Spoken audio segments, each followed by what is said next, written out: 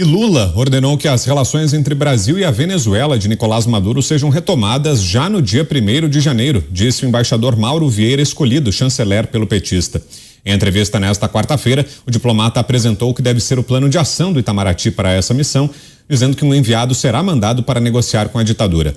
Apesar dos pedidos do petista, não se sabe ainda se Maduro entrará no Brasil no início do ano. Isso porque o ditador e altos funcionários da Venezuela estão proibidos por decreto de entrar aqui no país. Paulo Figueiredo, que acha dessa possibilidade? Paulo, no momento em que o continente atravessa uma crise migratória, o Brasil tem recebido muitos refugiados venezuelanos por meio da Operação Acolhida. Será que essa retomada dos laços diplomáticos pode representar uma escalada dessa crise, Paulo? Temos 3 minutos. Não, eu me pergunto por que alguém iria querer o Maduro dentro da sua posse.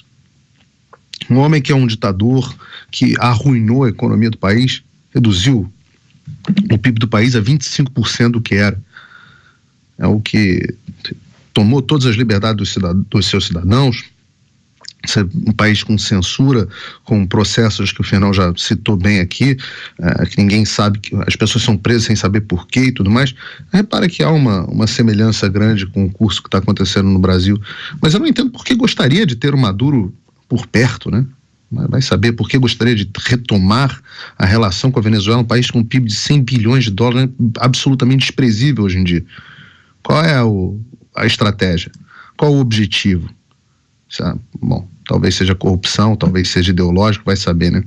Queria entrar rapidinho na discussão muito boa que o Fernão estava tendo com o Gerson, e falar o seguinte, que faz tempo que o jornalismo abraçou a ideia, né, que o Walter Lippmann, no livro dele, Public Opinion, né, completou 100 anos esse ano, que ele propunha que os jornalistas fossem uma espécie de sacerdotes, monopolistas dos fatos, né, que eles se achavam mais inteligentes do que todo mundo, então eles tinham a obrigação de filtrar a realidade para proteger a democracia, para não tornar a democracia disfuncional, né, proteger a democracia do cidadão comum, do Homer Simpson. E o Walter Lippmann não é à toa considerado o pai do jornalismo moderno. A Faculdade de Colômbia de jornalismo, que é a mais famosa do mundo, incensa o Walter Lippmann como um grande patrono, né? Por isso que os jornalistas se tornaram os donos da verdade. A Lava Jato foi nada além da imprensa e a esquerda, o establishment, como vocês quiserem chamar, jogando o Lula embaixo do ônibus. Eles sacrificaram o Lula, né, pelo bem da revolução, achando que não iam precisar nunca mais dele. Descartaram o Lula, falaram, agora acabou. Acharam, e o diálogo dos procuradores da Vaza Jato mostrou isso, eles achavam que ia voltar a uma espécie de PSDB, né, uma Marina Silva, um Tucano, né, que ia a mesma coisa, mas é mais limpinho.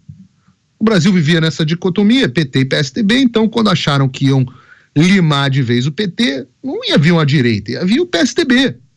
A esquerda mais palatável, estava demais aquele negócio do PT ali, já estava, a opinião pública estava queimada, vamos nos livrar desses caras. Eles não achavam que eles iam parir o Godzilla, né? O Andrew Cleveland que chama o Trump de Godzilla, mas o Bolsonaro é o Godzilla brasileiro, que começou a destruir todas as instituições do establishment, todos, não queria nem saber, não respeitava nenhum daqueles protocolos. Daí depois eles tiveram que reabilitar o Lula, tiveram que desdizer tudo que eles tinham dito durante anos, uma coisa absolutamente ridícula, né? Todos eles, o Alckmin, o PSDB, todos os economistas tucanos, o Ministério Público, o Supremo Tribunal Federal, a mídia, coisa mais ridícula, que o cara que dizia que o Lula queria voltar à cena do crime, abrir a porta da cena do crime para ele, virar o vice dele, ou o William Bonner, que leu todos os dias que o Lula era um ladrão na abertura do Jornal Nacional, reabilitando ele na sabatina do Jornal Nacional. É uma imprensa, é isso, é todo mundo junto, é tudo a mesma coisa, não tem mais negócio de jornalismo. A prioridade desses caras, desde que o Bolsonaro foi eleito e que os conservadores brasileiros tomaram corpo, né, o que se chama de direita, esse movimento aí que eles chamam de bolsonarismo, eles querem calar essas pessoas e se livrar do Bolsonaro a qualquer custo, né? Na visão deles, e eles dizem isso, não é uma opinião, eles dizem isso, eles querem salvar a democracia dos idiotas, do cidadão comum, do Homer Simpson, do gado, como eles chamam, gado burro, né? E para isso para livrar, vale tudo. É a primazia da praxis marxista, né? Os fins justificam qualquer meio. Então, não tem que ter coerência. Por isso que você vê o orçamento secreto, no dia seguinte vira a emenda do relator. Não tem nenhuma dor de cabeça, nenhum pudor. A mesma matéria que saía num dia contra o Bolsonaro sai igual, com o mesmo texto, em favor do Lula.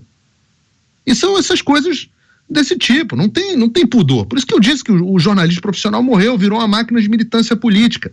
Não tem mais aquela coisa de querer informar o cidadão e discutir, apresentar pontos de vista diferentes, coisas que o jornal fazia, apresentava.